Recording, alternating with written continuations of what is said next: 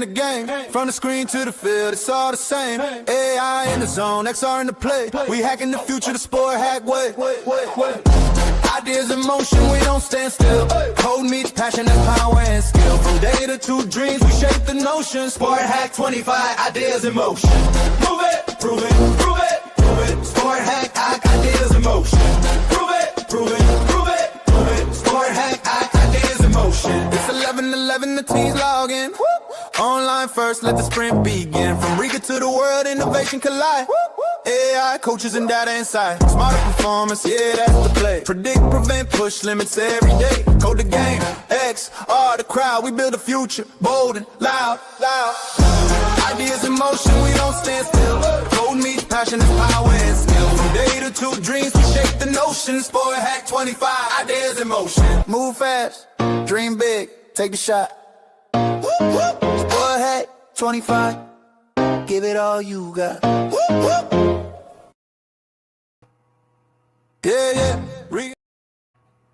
Good evening and welcome everybody to the webinar, which is a part of this year's Sports Hackathon. At SportHack 2025, innovators, athletes and creators come together to solve real challenges shaping the future of sports. Each challenge is an opportunity to make sports smarter, greener and more inspiring. Very exciting. And you can join us in this broadcast live on YouTube, Facebook and LinkedIn. My name is Raimonds Gekišs and I'm a sports journalist at Latvian television. And this evening I have the honor of being part of an interesting segment where we will have an opportunity to learn how science, education, technology are redefining the sports industry. And tonight we will dive in and explore how collaboration between research, education, and technology is driving the next wave of sports innovation. Experts and scientists from leading institutions will discuss how AI, data, and immersive learning environments are transforming training methods and athletes' health, and of course, sports science education. Tonight's speakers, we are very honored to have the best of the best. Laipniece, she's director of Riga University, Latvian Academy of Sports Education. Jānis Kaupe, he's a doctor, sports doctor at the Latvian Olympic team, and he has been part of the biggest achievements in Latvian sports history. And also Artūrs Vasiļevskis, CEO and chairman of the board at Tilde, which is one of the leading European language technology companies. And at the end of each presentation, we will be able to have a short discussion of what you just heard. And we encourage everyone who's watching us live, write your questions in the chat, whether on YouTube or Facebook, and we'll ask our presentators at the end of their presentation. But at the very end, tonight, we'll talk about this year's SportHack, all the main information, to the participants. So stay tuned and be prepared for the main activities, which will start next week. But let's not waste our time tonight, and we'll really dive in the big league, sports league. And Daina Laipniece will open our presentation panel. Hello, Daina, and what's the topic for you, and from which angle you will provide your insight tonight? Hello, everybody. Good evening. Glad to be here. So my topic today is, of course, something that is close to my heart and to the heart of our university. This is education in sport science. And I would like to give a few slides presentation on what is shaping the sports science education today. One slide about general trends, so Latvian trends and also global trends. First of all, very sad statistics. Latvia has the lowest expectancy of healthy life in Europe, which is actually quite a dramatic news. And it's not only health news, it's also economic news, because obviously only healthy population can be really productive. We also have inactivity crisis, and I guess those two data points are connected. Global trends. The developed countries are facing the aging population and respectively the rising healthcare costs. And it would make sense if the governments would treat fitness as a public health investment, not only to treat illness when it's already there, but to treat fitness and healthy lifestyle as a prevention medicine and movement as a medicine. And also, of course, important trend in any domain is digital and hybrid revolution. We are used now to studies both online and on-site. We are used to digitalization in every field of our life, and this obviously is also shaping the today and the future of sport education. So maybe a few trends in sport science and in sport education. Obviously, sport education is now has a possibility of immersive learning, of using virtual environment for skill stimulation and decision making. Then what is also very important for sports trainers is not only physical literacy, but data literacy. And the sports coach who understands the possibilities that data literacy provides can obviously be more competitive, both in professional sport and also as a private fitness trainer, than a coach who doesn't understand how to work with data. And also, obviously, artificial intelligence can be a coach assistant.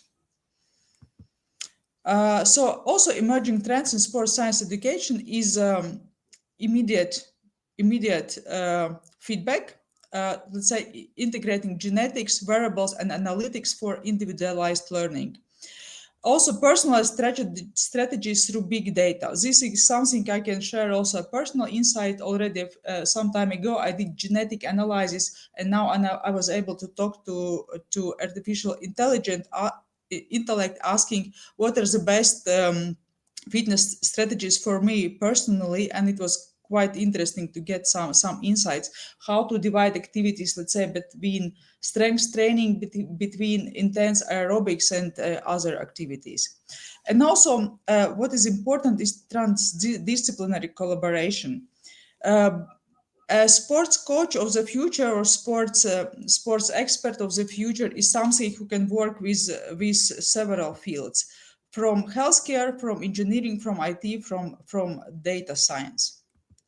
And what are we doing as Riga Stradiņš University Sports Academy in this field? For example, we are creating a new master's program in sports science, which takes those trends into account. And the pillars of this new study program is, let's say, study block about athletes' health, functional fitness and performance, and sports research. And what we are including in this study program is, let's say, things where we can use those newest technologies, how to work with injury prevention and rehabilitation, how to work with functional assessment, how to work with sports biomechanics, how to work with performance analysis. One example of the courses in this program is, let's say, the study course, Sports Technologies, Digital Solutions, and Data Analytics. So this is a course where we teach our students how to work with wearables, how to work with artificial intelligence, how to work with VR, and how to turn this data into useful insights. Also, let's say, in sport business, in innovation, we plan to include things like digital marketing and other things which are useful for sport startups who can utilize data and AI possibilities.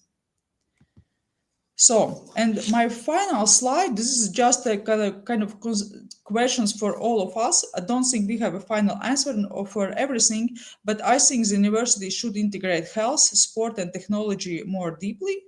We also, I think, are kind of at the brink of revolution of healthcare, because the current healthcare will not be able to cover all the needs of the aging population. So the question is how to use physical activity to stay healthy, and also how can sport innovations make movement more accessible, because I believe there is a huge potential for innovations in as a crossroads of sport, healthcare, and wearables, and all kind of applications.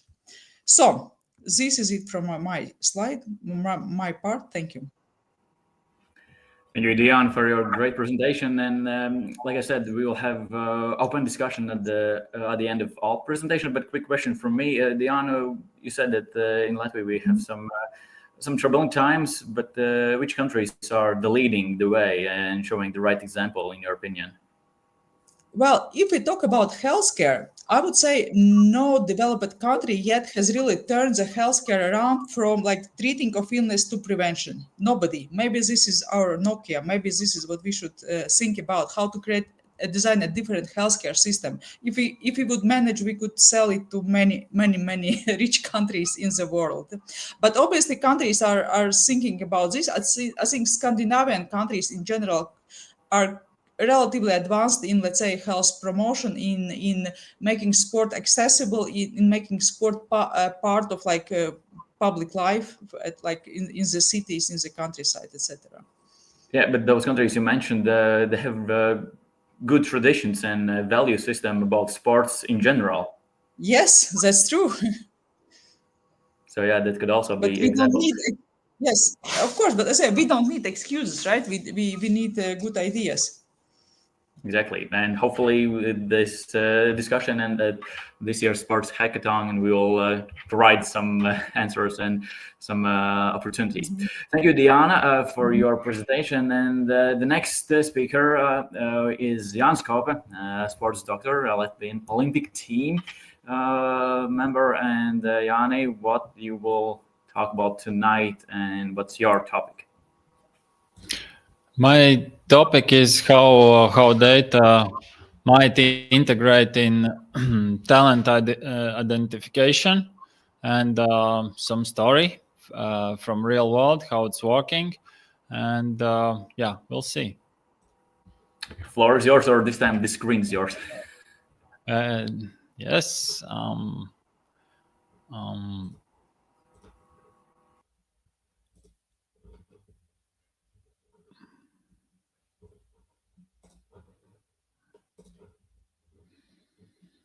Okay. Good evening, everybody. My name, as Raimonds said, is Jānis. I'm working with different level athletes, including top level athletes in Latvian Olympic team, winter, summer.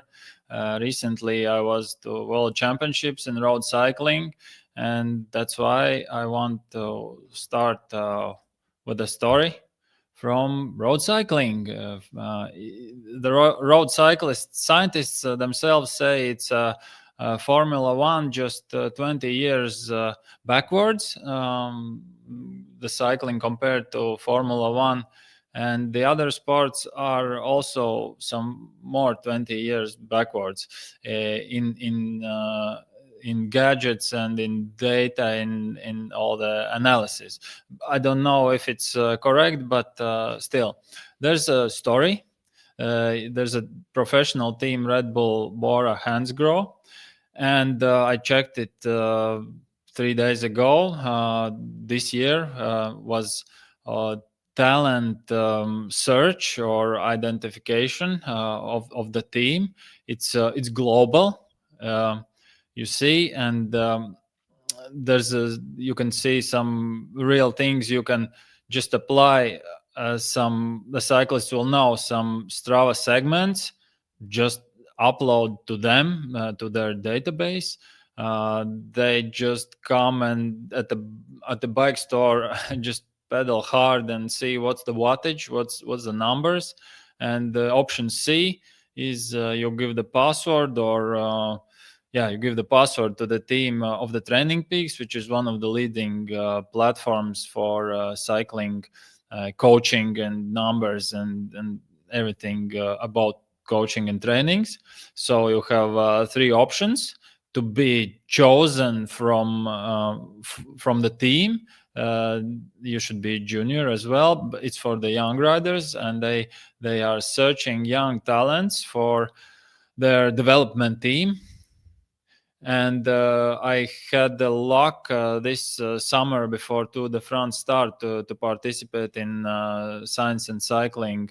And there was the scientist of this team, as you see in the corner, and he was talking exactly about this talent identification program and watch which numbers and how the young riders were assessed. And the first entry was just these training peaks, and then they got some, I don't know, maybe 20 or 50 or more riders, and they chose less until they selected 10 riders for the team.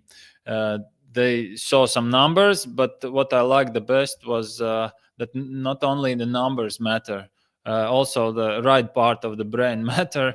And I was positively shocked. They used interview with family. They tried to search if the results are in the peak or will they still improve. Training history, personality, and injury history, and then they put some compound score all together. These power numbers, heart rates, and physiology with as I say, right hemisphere of the brain. And it impressed me how globally now teams are looking at the young riders, not just numbers, but taking person all together and how he would fit in the sport, which is very, very disciplined today. So they chose riders, and the team development team is called Grenke Auto Eder. And you know what? One of the riders was Latvian. It was Georgs Tumins, as you see in one jersey and in another. This is from European Championships, where I was also recently. And you know what? This system, I should say, works, because in the European Championships under 18 category, I chose the most successful one.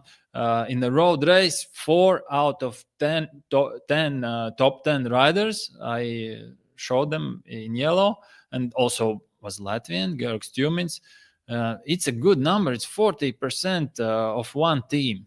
So I suspect that this works. Somebody knows how to make this system work and choose the right boys for elite road cycling. What we are doing in Latvia, some laboratories are testing athletes. I can speak for Latvian Olympic team because I'm working there with those all the gadgets and tests and different numbers and everything. But as you see, it's not a pleasure and not some sunny day in the beach. You have this mask on for oxygen consumption and everything. Blood lactates and all the measurement numbers. So we get a lot of complicated data. It's valuable, but it's a lot of complicated data.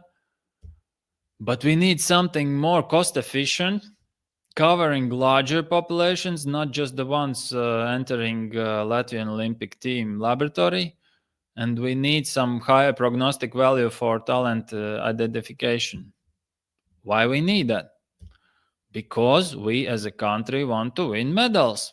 We want to find talents, and we want to invest money smarter in young athletes, not just support everybody, but if we are speaking for high achievement sports, high performance sports, for Latvia with limited funds, investing smarter, I think, is an important issue. What do we need for doing these things? Simple data. We need data, as everyone today. Data is even more valuable as money, some people say. But where can we get reliable, large-scale data at low costs? Simple. Competitions and trainings, full of them. Young athletes, and not just young, are very committed to make good results, and these are variable data, realistic, not just some artificial test in a laboratory. There you go. But we're not the first ones think that way, and people have already done that. As you see, there's a lot of spectrum on the screen, and just some sample from scientific paper you can see below. It's not so easy. This is for long and high jump men, and some conclusions was that the best athletes are the ones who reach their top results, performance bests, career bests in later age. For example, it was Italian study. For high jump, it was approximately 22 years. For long jump, even 23 and a half. And winning at a young age in this table is not so good for being the best in the adult elite category. As you can see, even for boys, if you win, I'm just kidding, but if you win long jump at age 13, there is 0% possibility that you will make in the adult national team and be the best one of the best in the world. It was very interesting numbers which show that how we chose talent, because the aim is to win in the adult elite category. That's where the money and fame is, and spectator engagement. So it's something to look for, because people have done it. There's some middle distance runners also. I expressed in yellow under 18 boys, top under 18 boys running 800, 150, 1500 meters, 3000 meters. And you see the majority which makes senior is meant elite category. The majority which makes in these distances top athletes are not in the top of under 18. Of course, not all of them, but numbers are quite staggering. For example, only 18 out of 100 boys under 18 top level 800 meter runners can make it to the top in adult category. It's 18% only. So one more study, also from Italy, I tried to show with this orange color that how does it translate, how the results development keeps on progressing for highest level elite athletes, and how also the curve is stagnating and reaching plateau at 18 years, and then that's it. Then they just oscillate up and down, but they reach their peak at age 18. And the question is how can we spot these categories before age 22 or 20? Can we do it sooner? Because some trends are quite spectacular and obvious, that you start slower, but then you keep on progressing. And there's a term called trainability. It means how much can you improve every year. And I start to think about this thing. It was in World Congress of Sports Medicine, and since then I think about trainability. It's some scientists say it's the main thing of all. It's not if you're champion in 16 years category. And there's one slide exactly from this World Conference.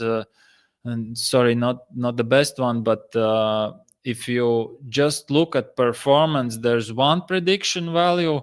But if you add annual change and this trainability and every year performance increase, you can, with this AI and all the data sets, you can make this prediction even more precise. But that's not it. We can go one step further. We can not just take performance data from competition and some trainings, but we can integrate this with peak height velocity and how the young athlete is developing in weight and height. That's the most simple ones I took, but there's many physiologic parameters, but this is the one and you can spot out, if you measure young athletes regularly, you can spot out how fast they develop. And there's this term peak height velocity. And for late developers who might be the ones that develop their personal bests at 22, 25 years, and like Toms Skujiņš at even 30 years, I think we could integrate data, not just performance results, but also with some physiologic data, and I think prognostic value would be even more higher. Thank you.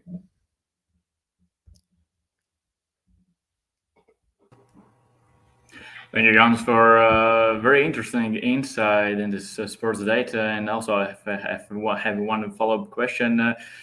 You put examples of Italians, and then also mentioned some Latvians. But do you see where could this data potentially lead in the long term? Is it will be just sport training, just data driven, or coaches abilities to adapt to these new data training sessions, basically? It's happening already today.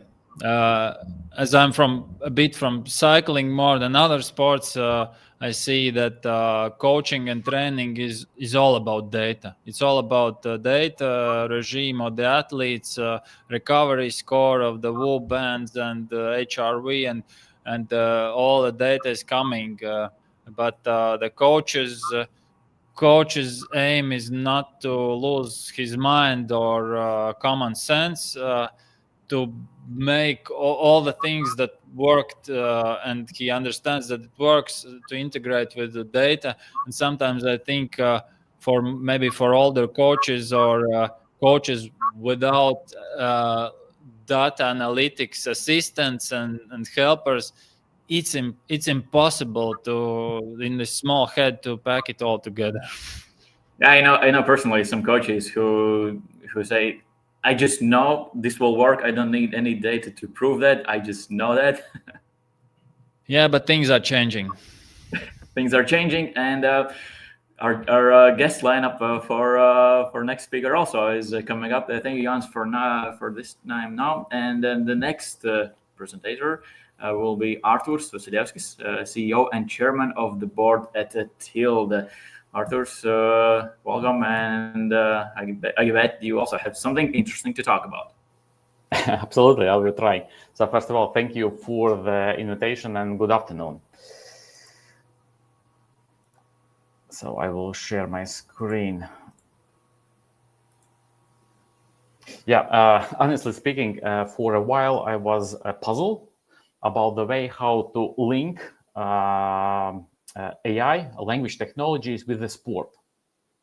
It was quite a challenge, but if we look from the other angle, actually it's about the same. We are talking about the competition. We are talking about how to be more efficient, how to be more proficient, how to be more precise, and how to be, at the end of the day, more smarter in the way how we are using our resources, on the way how we are using our competence.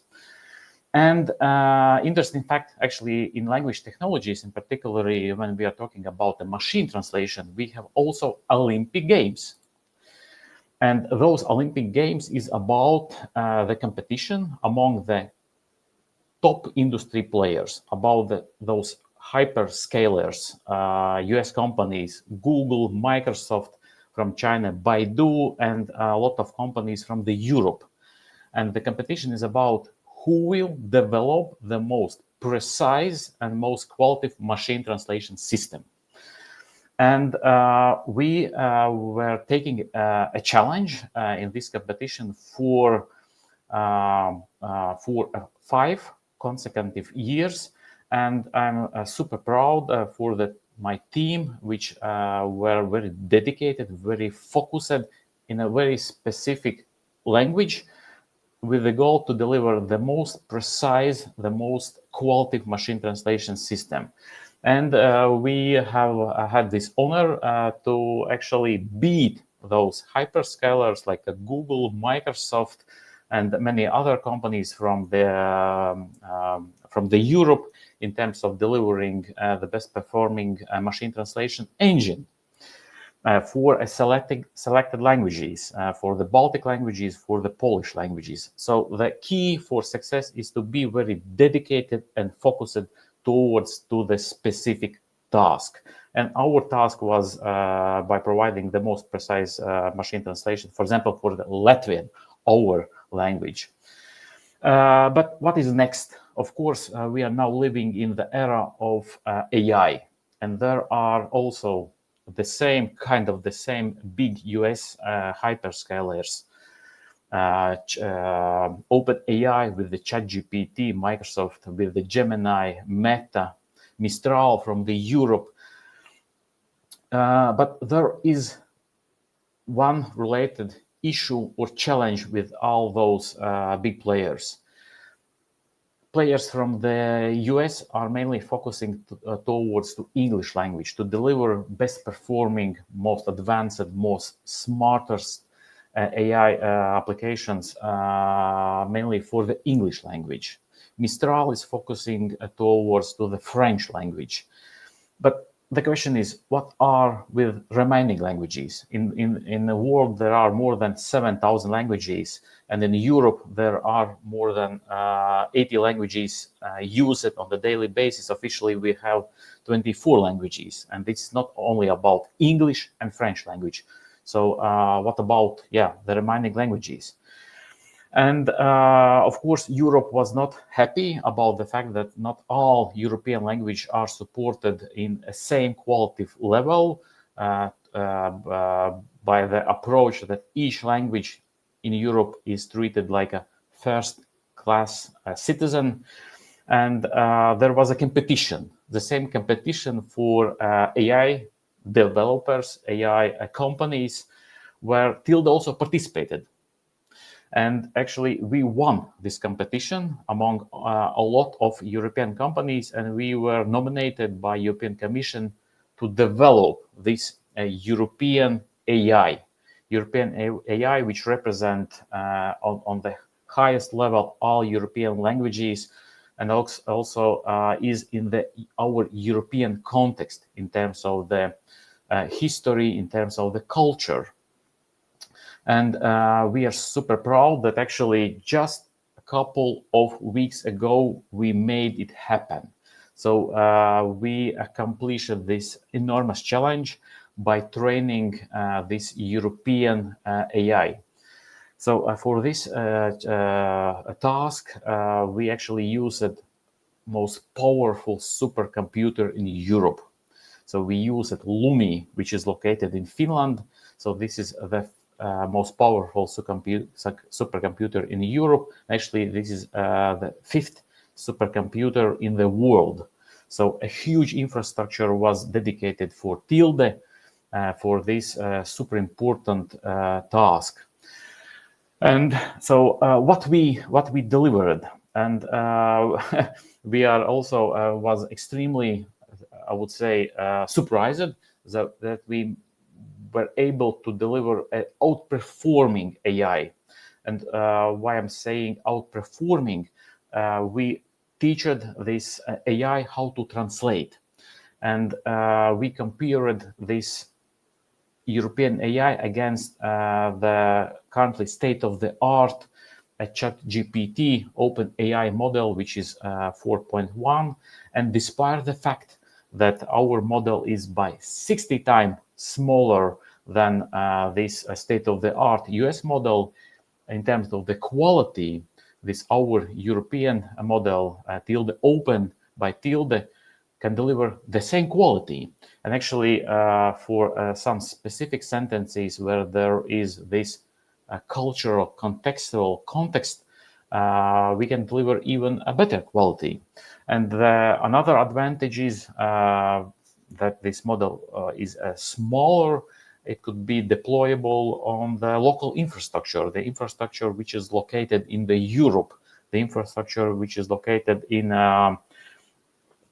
public administration or private sector, private infrastructure. So it opens a new perspective, the way how AI could be used for our daily tasks. And if we are talking very practically, so how we can apply multilingual AI. So very practical, one application is to support sport live streams, allowing this inclusiveness. So by providing those subtitles available in all European languages. So AI and that applications by Tilde can allow to be integrated in live streams and instantly deliver high quality translations in all European languages, and actually not only.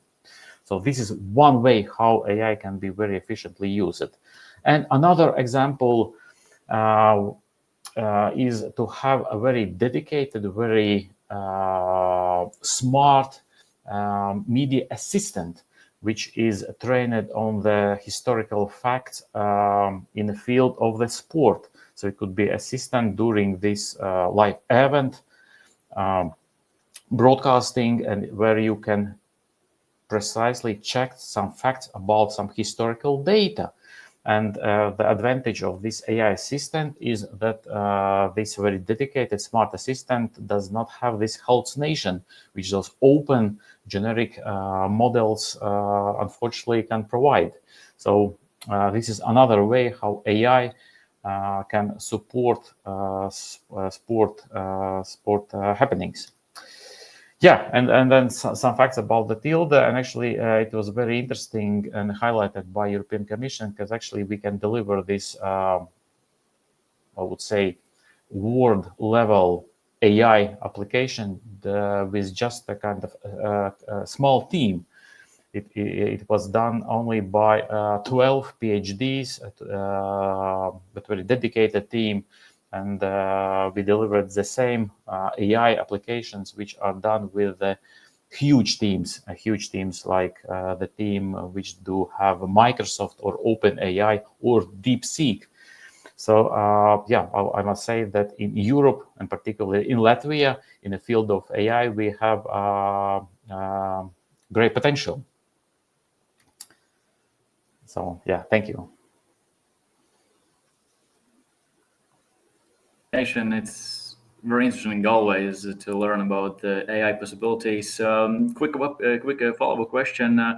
Of course, we have the most spoken languages, which are English, Chinese, and I bet it's easier to provide AI tool for those languages. But for smaller language speaking countries like Latvian, you have this unique approach of certain words, certain phrases. How difficult this whole process is to prepare and to provide such tool for smaller languages where you don't have the base and data for that. Yeah, Raimonds, you very correctly pointed out the key is success to deliver high quality application, AI application, is the data, of course. And here we are talking about in the context of AI, we are talking about a large amount of the data. So we are talking about the trillions of words. And for such a kind of small language like Latvian, in terms of the speakers, it's very challenging to crawl the data, to prepare the data in a high quality. So that was the most challenging, to have in the disposal high quality data in the right amount. And of course, with the regional languages and maybe accents, we have different meaning for certain, not even words, but certain sentences. Do you think AI will catch up to catch up with these phrases which locals understand, but maybe AI can't comprehend and put it together? Yeah, actually, this is one of those streams which AI is currently developing to be focused on a particular kind of context. And there is option to train the AI towards some dialects or towards some specific business niche. So AI are quite capable, but the question is, do we have the data? If we have the data, then this is doable. And we can train AI to understand Libyan language or any other dialects across the Europe. The question is, do we have the data? And last question before we move on to the discussional panel. As a sport journalist and a commentator myself, sometimes we use not sarcastic phrases, but metaphorical ones. Do you feel like AI can sense that something is sarcastically meant or something is more like in a humor way?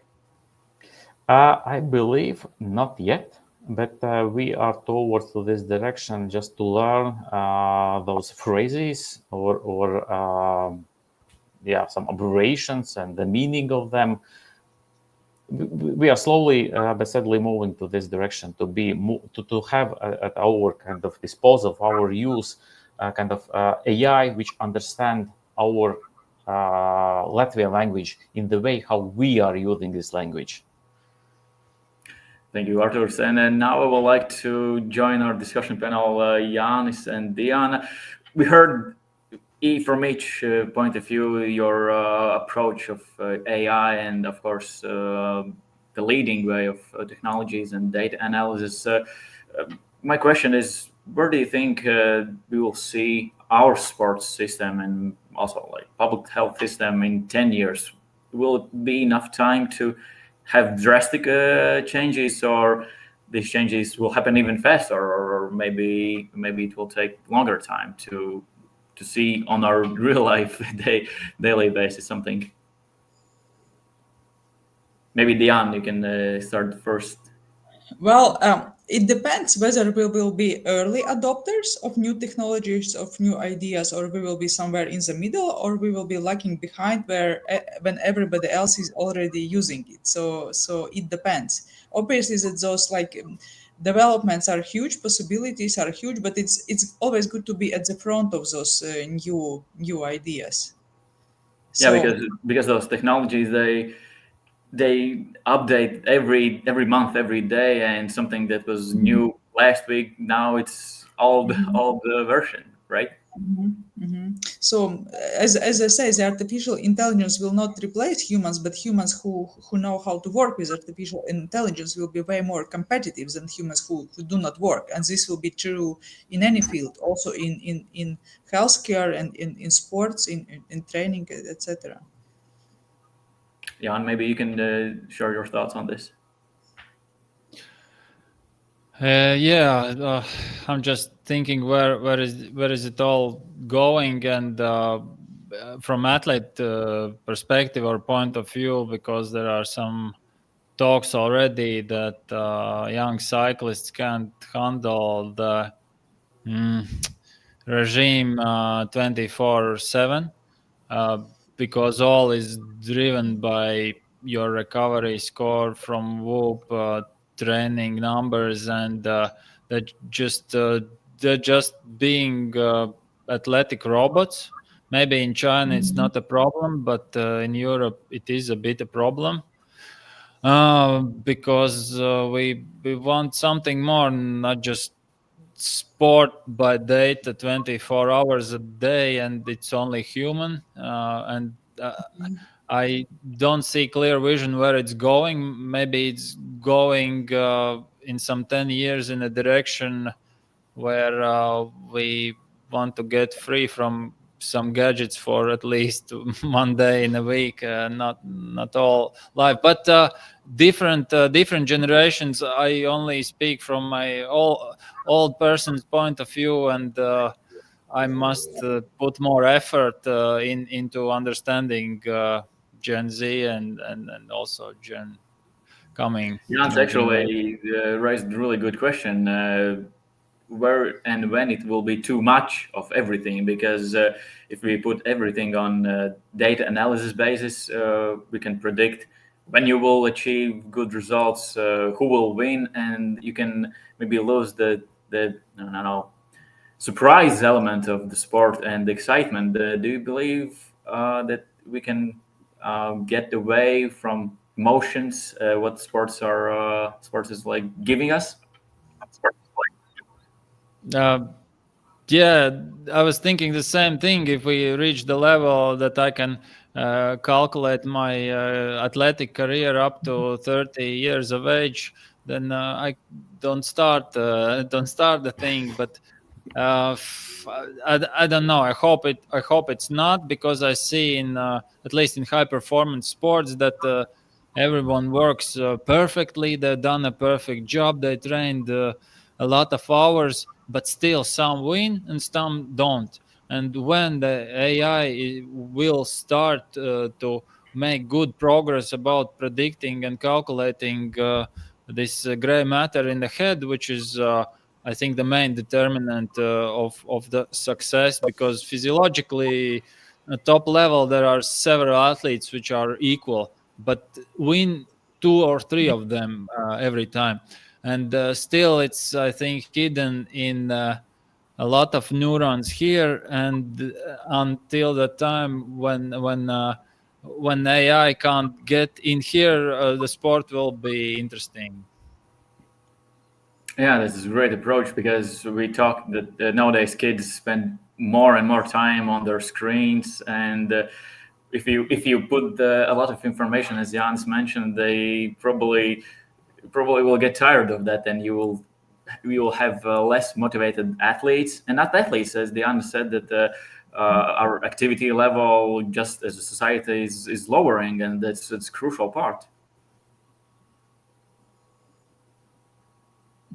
Yeah, but that's no surprise. Dopamine you can reach either moving or not moving from the screen, and the satisfaction level is the same. So we need to start think broader how to change things. I maybe just would like to mention that, like, referring to what Jānis is saying, there is like cheap dopamine and there is like more like good dopamine, if you can speak about like fast carbs or slow carbs, something like that.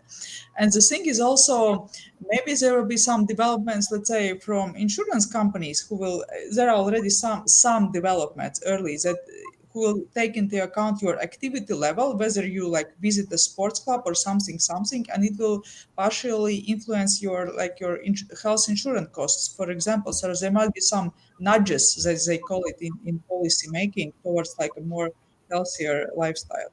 But I believe it still will be like our own responsibility how we invest in our health and well-being. And at this moment, I encourage everyone who is watching live us on either YouTube, Facebook, or LinkedIn, join us in this discussion. Ask your questions in the comment section, and we'll ask our experts. But while we are waiting for our viewers to join in, the next topic, from what you just said in each of your presentation, is that we can't escape from this AI, from data analysis, from technologies, and it will become more and more part of our lives. In Latvia's perspective, do we have enough financial resources to compete with the big leagues? I mean, like big countries, and whether it will be determined by how much financial resources you have, because we know how expensive and high cost is to provide your own AI tools and everything else. I think nothing beats playing smart. It's of course easy to say if you have resources, but nobody has too much resources. So I think if your resources are limited, and resources are kind of always limited, this is exactly when the focus matters, and it matters to kind of to run in the right direction. It doesn't matter if you run very fast in the wrong direction. So this is just to say, this is especially important. What exactly do you do? How smart do you play? And also in terms of the human resources, we are also limited. So yeah, we have to be smart and very focused.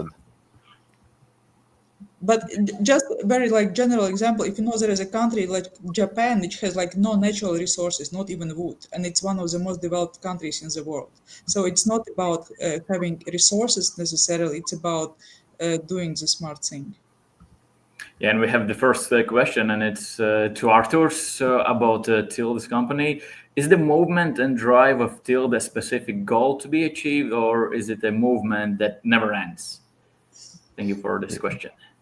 Yeah, philosophical question. But I will say that Tilde's how we see our mission from this perspective. I will address this question. We were always and we are always motivated by the language technologies. So this is our kind of purpose. We believe that each and every language deserves the same respect to be represented in the digital age. And actually, this is our driving factor. We provided digital support for Latvian languages by providing this proofreading. Then we moved to machine translation, and now we are in AI. So what would be next? And then will be the next challenge, which will be definitely accepted by the Tilde in order to support European languages in the same level how it is supported, the same English language. So this is our driving factor.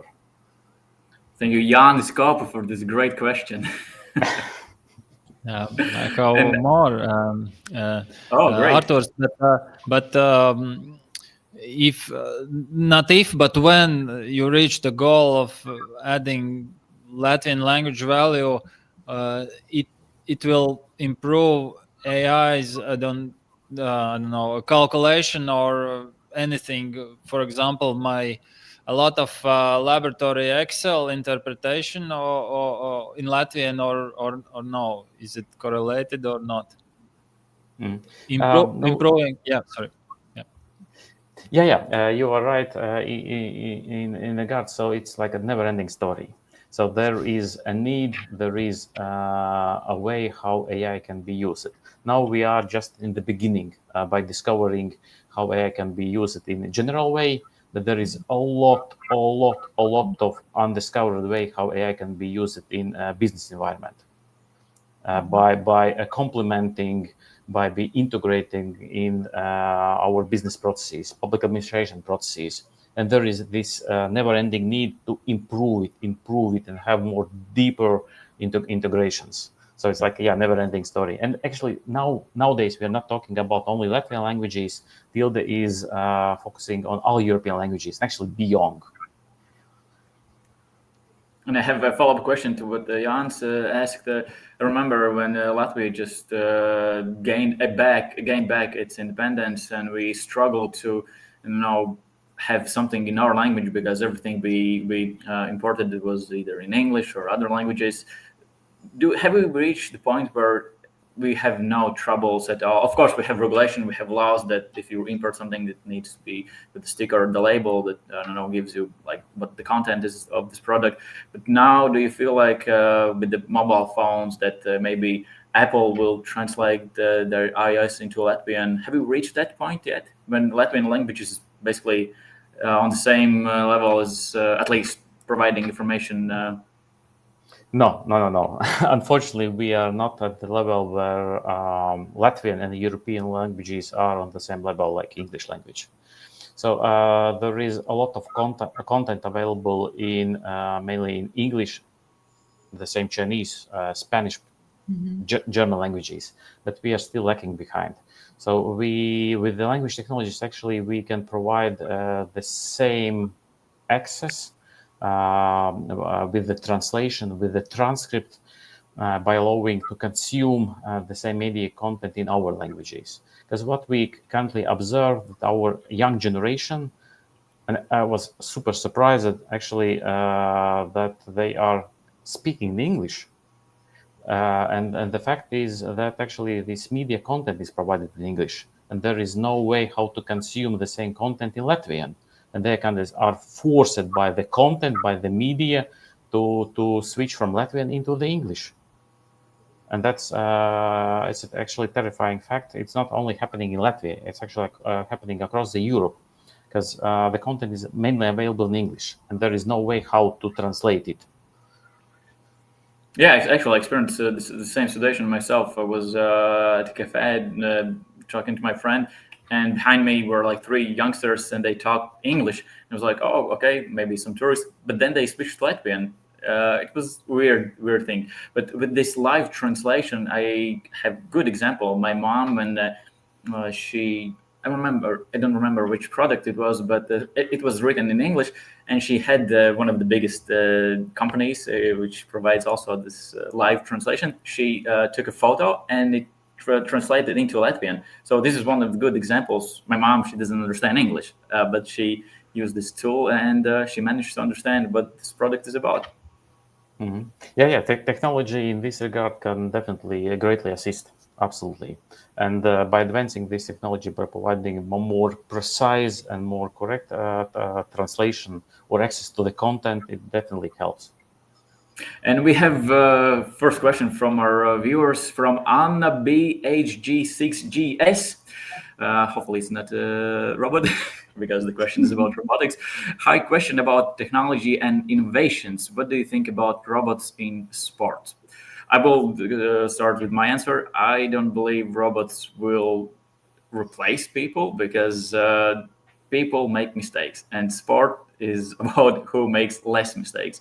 We have seen biggest technology companies who made robots who shoot basketball, and you can program and you can make it so you can shoot like with 100% percentage and then make no mistakes. So if you know that robots will make those shots, what's the point of watching? Because there's no excitement. So my honest opinion is no. Maybe you have a different view. I fully agree with you because sports is about emotions and about this uncertainty, and uncertainty can deliver humans, not the robots. So yeah, I'm not in favor towards to the direction to involve robots in the sports. Diana, what's your take on? Maybe it can be something entertaining. We don't know. Maybe there will be still a human behind the robot, but not the humans. Let's say, I don't know, fighting or doing something like that. But humans behind the robots, which compete, how they design those robots and how do they perform. It's called Formula One. For example, yes, actually, yeah. And Jānis, you who is most involved in sports and talking to athletes and helping them achieving their results, do you think robots will replace humans? Or robots in general, robot sports, maybe? Yeah, I'll look at this question a bit different. Not replace humans, but I don't know what's the market of the sports, and are the companies interested in investing in some sports robotics? That's a different question. But I think the progression will be like from training perspective to have a training partner or just give balls, not human gives, but robot gives balls, and to make training more efficient, more driving higher, more precise, and maybe some training partners or gadgets, and you name them, will appear to make the athletes day even more scheduled and efficient, and every second will be efficient in training, and I don't know, in recovery, and maybe massages by robots. I don't know. We'll see. Nothing will take away human hands. But robots are part of our sports already because they use simulations, which is kind of robotic. But we have a question from Inders Sparnich. Hello, if some AI tool detects early signs of overtraining or stress-related injury versus expert trainer not noticing them, human intuition, which option would you trust? I think Jānis would be most qualified to answer first, and maybe others can join. Would you trust that AI tool is saying that your athlete is overtraining? If your opinion is a different one. I most certainly would discuss about it. I won't ignore it. But I talked with some colleague. If I'm correct, that what he said he saw in Barcelona football club was that AI is predicting injury 2 weeks before it's happened. I might be wrong a bit, but I think it's correct because he was talking there with the people who work in the club, and they're testing athletes every week and giving data for, I don't know, 10, 15, 20 years already, and just checking, oh, this got injured, you have large scale data, and it starts to improve. For example, your counter moment jump just skips a little bit, maybe some 2-3 centimeters this week, maybe next week, and AI shows a red sign, hey, this is a neuromuscular problem, it might be fatigue and it needs to rest. Also, the Garmin is not so good, but maybe some Whoop band which uses, they give clear signals that your cardio system is not recovered during the night, and they give clear signals that readiness score is low, and it might be so or no. That's why we need some human coach and some experience to pack it all together. But I think nowadays I would not ignore the signals from AI. Diana, from academic perspective, on which Well, side you're leaning? it's not AI versus coach. It's a coach who should be able to use this data.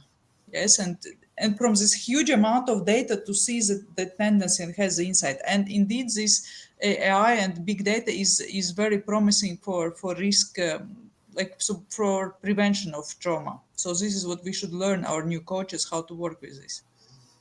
Yeah, because we see, especially in football, maybe you have noticed too, and our viewers too, that football players, they have these sensors around their chest, which controls, which shows your fatigue level, and coaches also determine when to make changes or substitutions during the game based on these data. So in a way, real life data, but also someone who takes this and analyzes and then make the right decision. Thank you, Inders, for this question. Maybe you have your own thoughts about what you just heard, and maybe you have a question to each other. Jānis already used his opportunity and asked something to Artūrs, but maybe Artūrs, you have something also to join in this discussion and ask something, or maybe Diana? Well, I would like to invite Artūrs and Jānis maybe to visit our students sometime and share your insights. We'll try Absolutely. to. SportHack bring people together. My message is to go for a run, for a walk, for a bike ride, and maybe just leave gadgets home. Yeah, and maybe you can wish something to our hackathon participants. They will have busy in next weeks, and what would you like to? What are your wish words for them? Well, I just would like to say this is a huge and exciting field, and I think this field is full of ideas, and the market is limitless. It's not only Latvia, it's a global market. So dream big, aim high, and good luck. My suggestion is in healthy body, healthy mind. So a lot of great ideas comes when you just go for a walk in the forest. So don't skip that. And have a good sleep. Yeah, and my suggestion would be creative.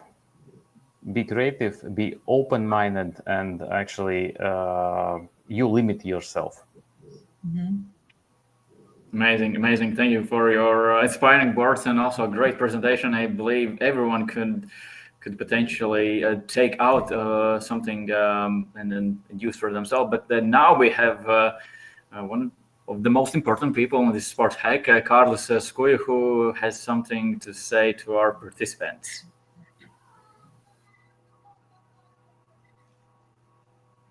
Yeah, thank you. Great discussion, great presentations. Thank you all.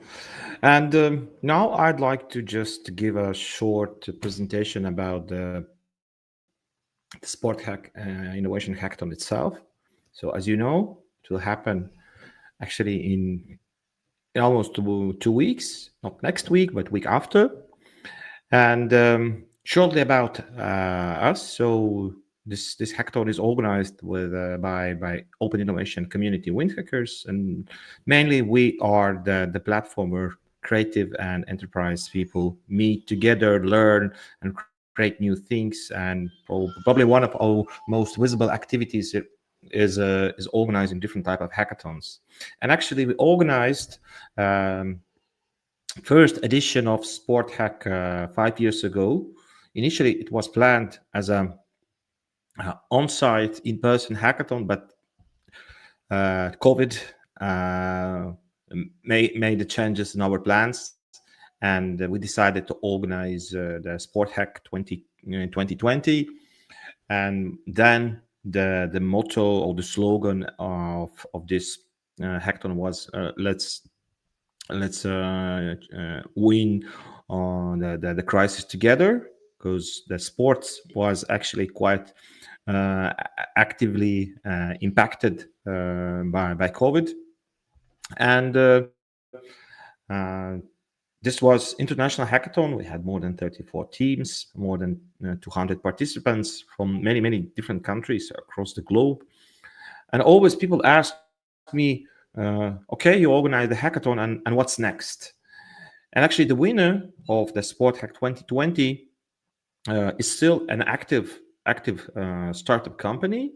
During the hackathon, they built a platform, Riga Kayaking, which is the solution where you can rent the boat and choose the road and see the Riga from waters, and be active and get new experience.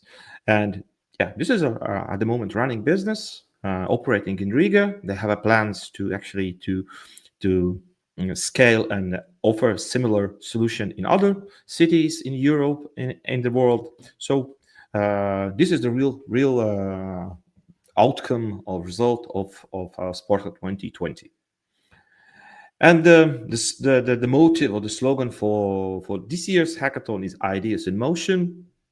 And mainly, we decided that it's time to review and redefine how we play, train, and experience sports.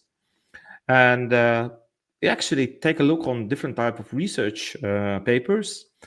And this is the one which is the future of USA SportHack by 2025. And what we see from this report, that actually the managers and CEOs of different types of sport organizations, they see that there should be some new things and solutions for fan experience, because sport without fans could be, I would say, boring, probably not sustainable, and that's why actually we have one of the big themes for this hackathon as how to improve fan experience, because you just heard that young people are not active. They are using their mobile phones, and they are not fit.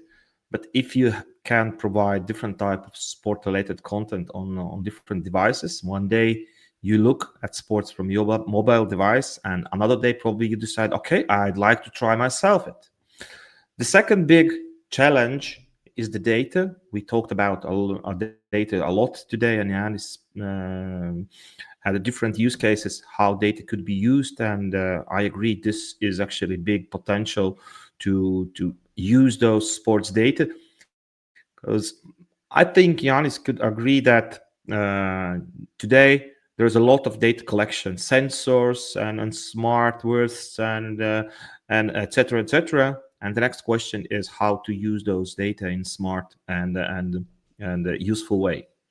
And of course, the third challenge is still how to improve the performance of athletes. It will be always important. And if we talk about the future, and I like the saying, the future starts now. Actually, the AI and generative AI is the topic which is in the minds of every sports organization leader, because it will change, and it changes the way how we experience, train the sports. So that's why actually we organize this hackathon, or to find new interesting ideas, to create teams, test ideas during the hackathon, and hopefully some of those ideas after 2-3 years we will hear about new companies, hopefully new unicorns. We'll see.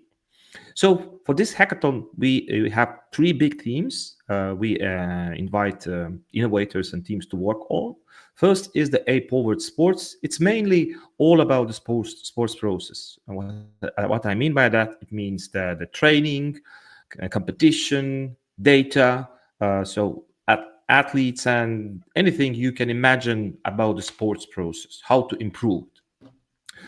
The second big theme or direction is the fan experience. I already talked about it. So there could be the language technologies, there could be XR, VR, drones, media, you name it. Even also the AI could be as a solution on how to improve and make more engaging and interesting the fan experience.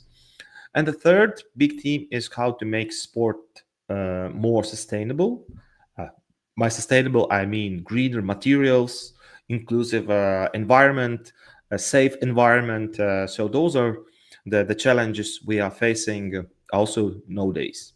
And fourth is open innovation. And it's more already, let's say, real world challenges defined by our partners. I will talk at them about those challenges in a minute. So in this hackathon, we have great partners who help us to make this hackathon real. So we have partners from sports industry, from business, technology, academia, and thank you partners for supporting this hackathon.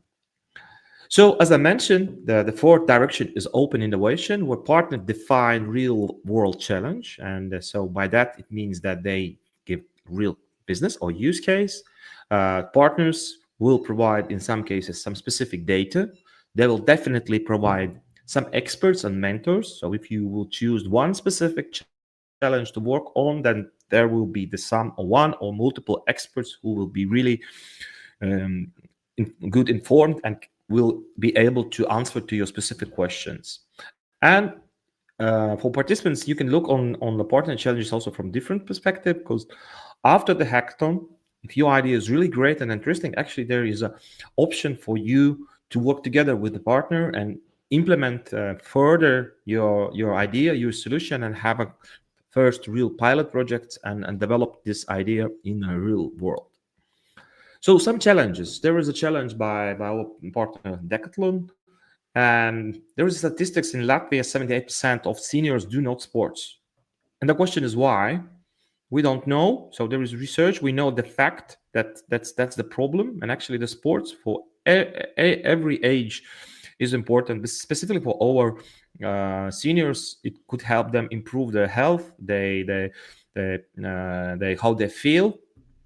And you can come with any kind of solution. So the partner do not specifically ask that you should develop an app or platform or robot or algorithm. It's up to you. The partner just defined the problem or the challenge. And so if you have an idea how to make your own a champion, then come to the hackathon and propose your interesting solutions. Another solution is quite interesting from the Liepāja city. I think the colleagues here agree that Liepāja has the great sport infrastructure where you can do almost any sport, but they are looking further. The esports is another big industry which is right now emerging, and Liepāja challenging this direction as well, and they think probably they can merge the traditional sports and esports experience. And if you have any idea how to make this traditional sport and esport more inclusive and sustainable, come and create your app platform, XR experience. So the sky is the limit. And another challenge is defined by Latvian Olympic Committee. So they have a lot of data they collected during the competitions and other activities. And for the hackathon participants, there will be the anonymized data sets the participants could use to propose different type of solutions, how those data could be used in an interesting, useful way. Actually, we have more challenges. Another challenge is from Riga Students University, how to make sports more inclusive for people with Down syndrome. And there's also the challenge from Riga Marathon, how to make the big sports events more sustainable. So just go to the website and check it out. And sometimes people think that hackathons is just for the coders, for technical people, but we believe that for good idea, there should be the team with the complementary skills. So there should be the business person or project manager who can lead the team.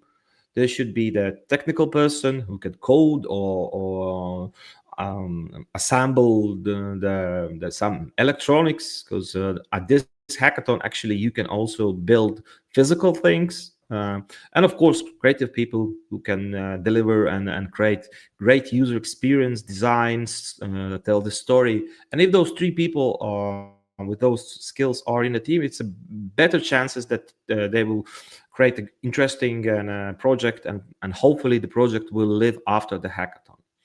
So you can come with your own idea. It could be new idea. It could be you can have just an idea, no team, but we will help you to find team members. You can apply as an already formed team. And actually, this is an option for early stage startups to take part in this hackathon. But there is one limitation. Your solution should not be commercially available, and you should not receive funding from investors. For those companies, there are other programs and initiatives, but this is for early stage. So if you have something already built and you are just testing and you are not sure, then the hackathon is great platform and a place where you can work on your idea, talk with experts, mentors, and go further with your initial early stage solution.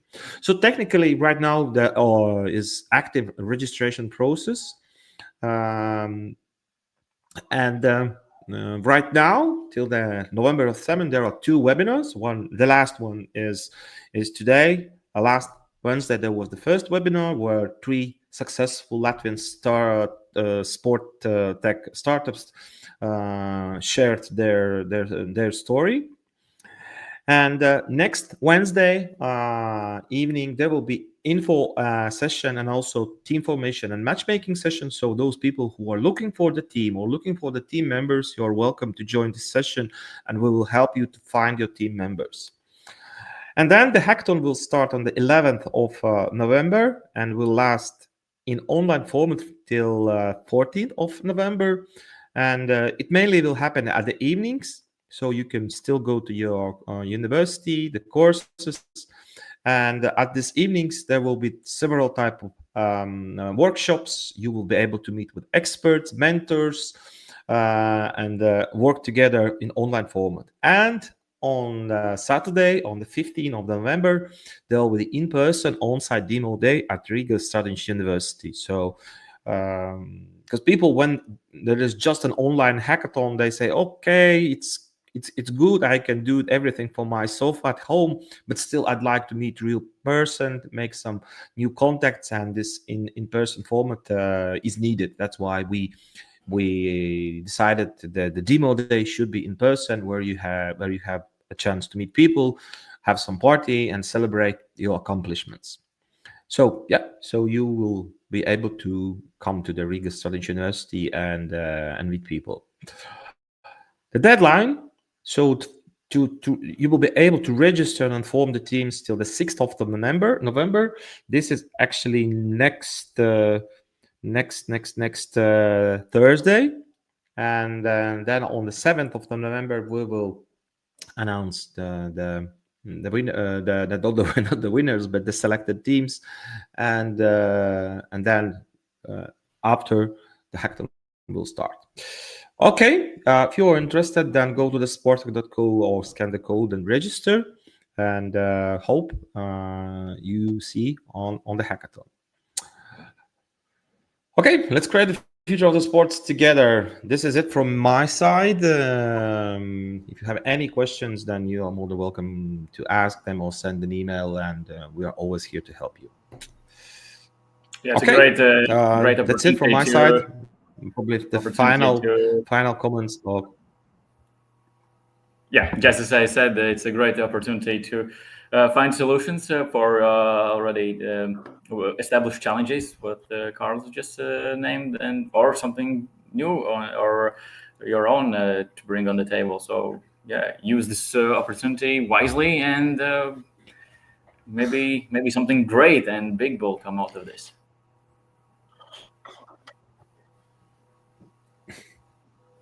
Good. So with this, as still all the speakers is in a room, we can just say hello and wave. And with this, actually, then I think we can close this webinar and see you next week and see you on the hackathon. And hope the partners who are today or we will see you on the 15th on the demo day to see what they built.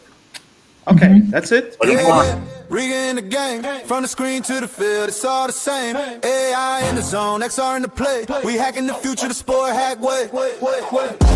Ideas in motion, we don't stand still. Code meets passion and power and skill. From data to dreams, we shape the notion. Sport hack 25, ideas in motion. Move it, prove it, prove it, prove it. Sport hack, ideas in motion.